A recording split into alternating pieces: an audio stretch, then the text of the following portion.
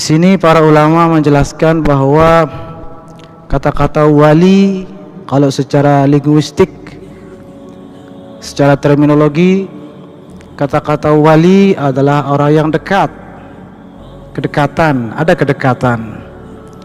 Maka walinya Allah adalah hamba yang dekat kepada Allah.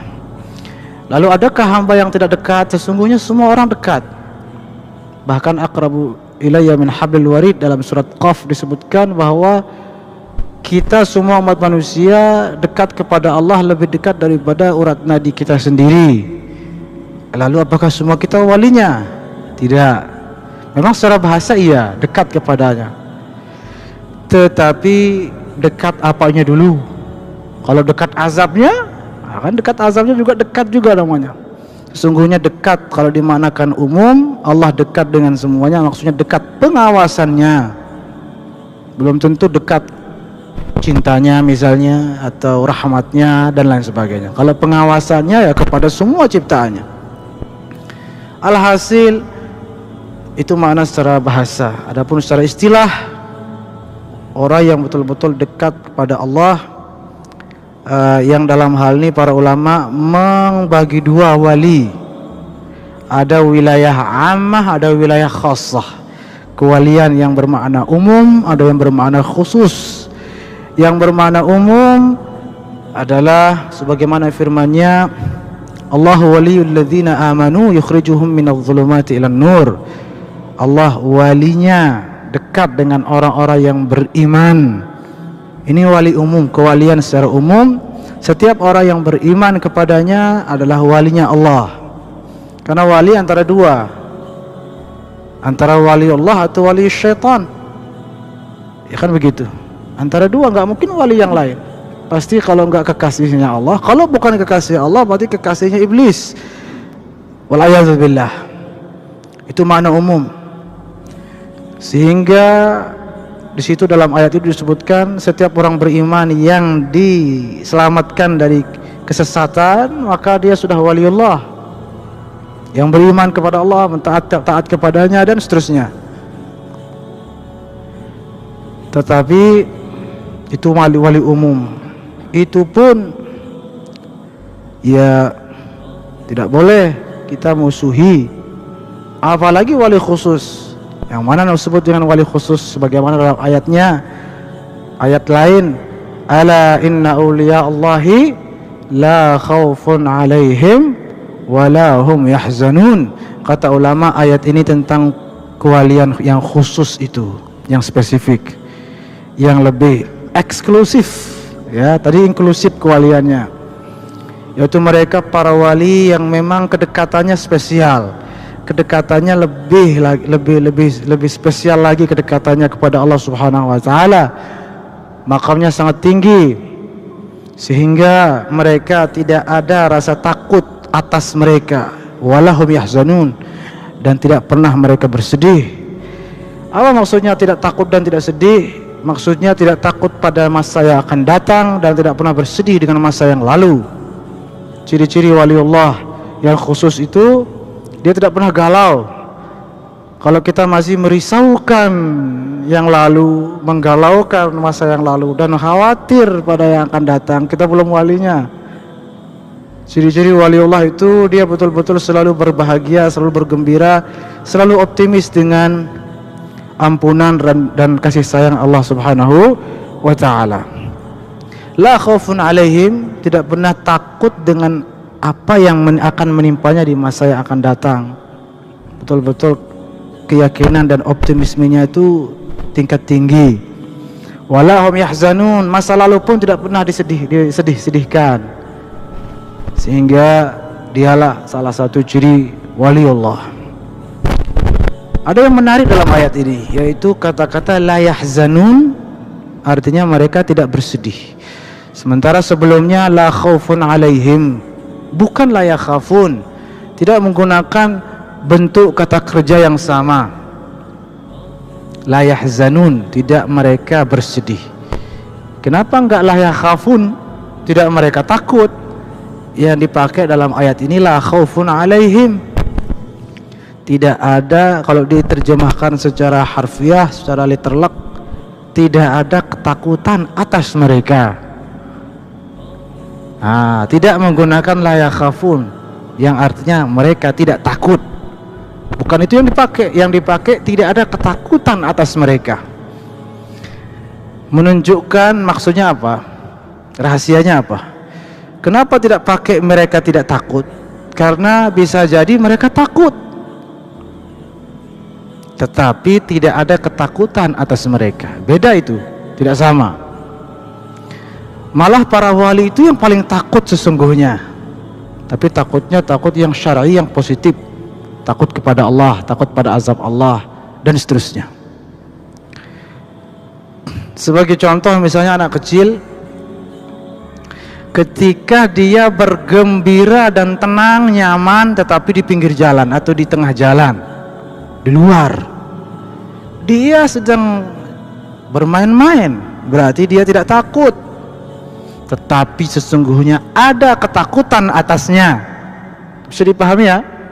Artinya kita mengkhawatirkannya, kita takut, ditakutkan atasnya. Apa yang ditakutkan? Kecelakaan, ditabrak mobil dan seterusnya kan. Walaupun dia sedang tidak takut, anak kecil itu, tapi ada ketakutan atasnya.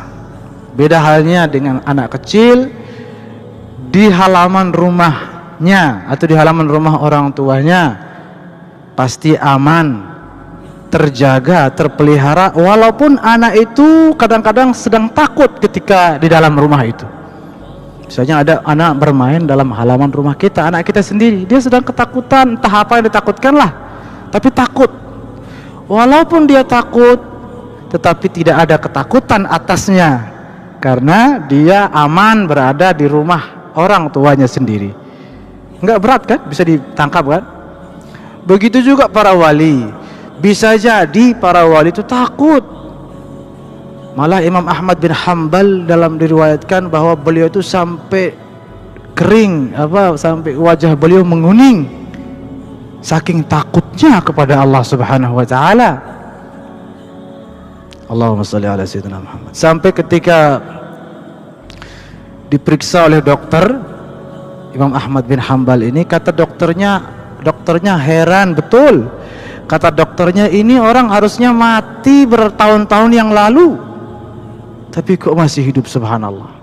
Saking hidupnya penuh dengan ibadah, penuh dengan rasa takut kepada Allah dan seterusnya. Walaupun beliau sedang takut luar biasa, tapi la khaufun alaihi, tidak ada sesungguhnya, tidak ada ketakutan atasnya, karena dia atau beliau betul-betul aman, sedang berada dalam lindungan yang maha melindungi, yaitu Allah Subhanahu wa ta'ala. Itulah para wali sesungguhnya, mereka dalam keamanan, kenyamanan, dekat dengan Allah. Kalau kita sederhananya misalnya, kita punya anjing bodyguard, ada anjing yang pengawal lah, selalu sama anjing. Ayo buktikan saja, insya Allah aman, nggak ada yang berani. Padahal dekat sama seekor anjing, insya Allah aman, tidak ada yang berani macam-macam lah. Para wali bukan dekat sama anjing manusia, dekat sama yang maha kuasa, yang maha menciptakan segala-galanya, yang maha melindungi segala-galanya, yaitu Allah Subhanahu wa ta'ala. Maka sangat-sangatlah khaufun alaihim wa la hum yahzanun. Berbicara tentang wali-wali khusus ini, ada kitab yang saya rekomendasikan karangan Imam Suyuti. Imam Suyuti juga bukan imam biasa, imam yang sangat masyhur. Selain mufassir, juga ahli fikih, ahli tafsir, ahli hadis dan seterusnya. Beliau mengarang kitab judulnya Al-Khabarud Dal ala Wujudil Qutbi wal Autadi wan Nujabai wal Abdal. Ada kitab beliau judulnya Al-Khabarud Dal ala Wujudi Al-Qutbi wal Autadi wan Nujabai wal Abdal. Kitab itu khusus tentang beliau mengumpulkan hadis-hadis tentang adanya wali-wali khusus itu, yang ada disebut dengan wali kutub, ada disebut dengan wali nujaba, wali abdal, wali autad, dan seterusnya. Banyak hadis ternyata yang menyebutkan tentang wali-wali itu. Kalau kata seorang ulama Mesir yaitu Said Yusri Rushdi, juga ulama-ulama lainnya, disebutkan jumlah para wali itu 124.000 setiap zaman, sejumlah para nabi.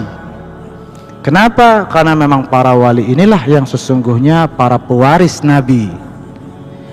Makanya wali itu alim, ulama juga.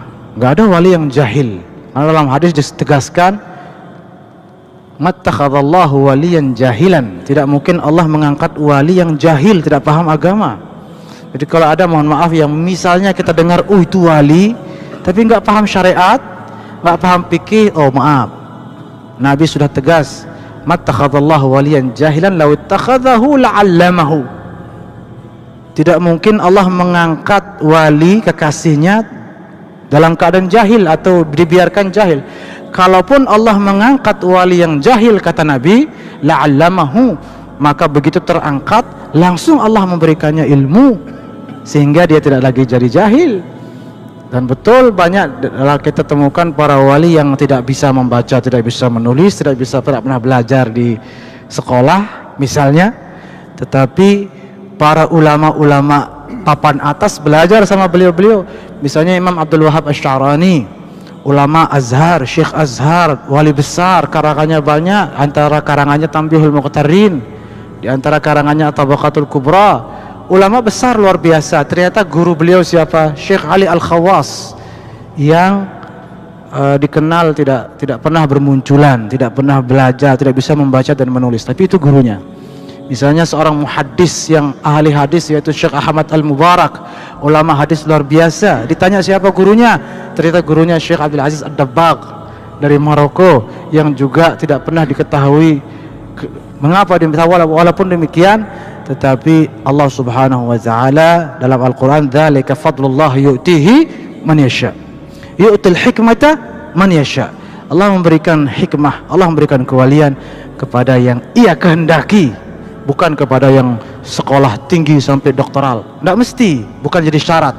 Supaya yang sudah merasa sekolah tinggi jangan sombong. Bisa jadi yang tidak pernah sekolah itu yang diberikan, sementara yang sekolah itu tidak diberikan. Semoga Allah Subhanahu wa taala memberikan hikmahnya dan kewaliannya kepada kita semua. Amin ya rabbal alamin.